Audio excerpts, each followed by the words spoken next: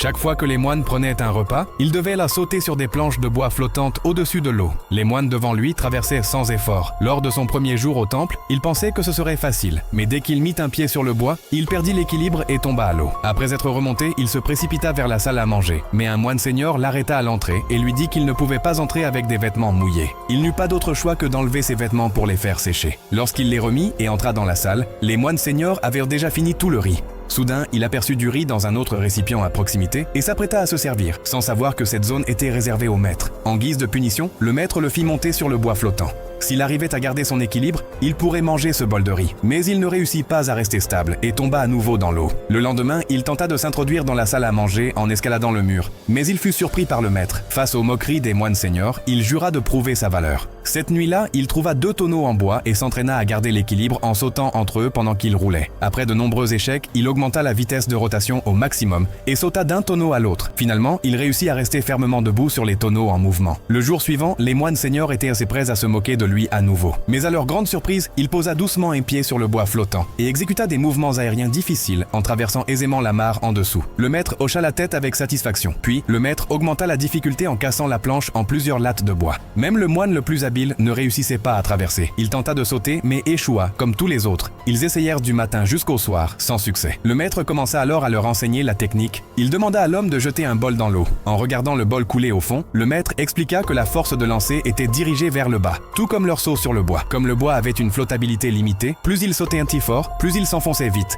Le maître prit alors un bol et le lança en biais sur la surface de l'eau, le faisant atterrir avec succès de l'autre côté. L'homme comprit la leçon. Tandis que les moines seigneurs dormaient, il s'entraîna au bord de la mare. Même s'il tombait encore et encore, il ne renonça jamais. Finalement, après d'innombrables échecs, il réussit à sauter de l'autre côté.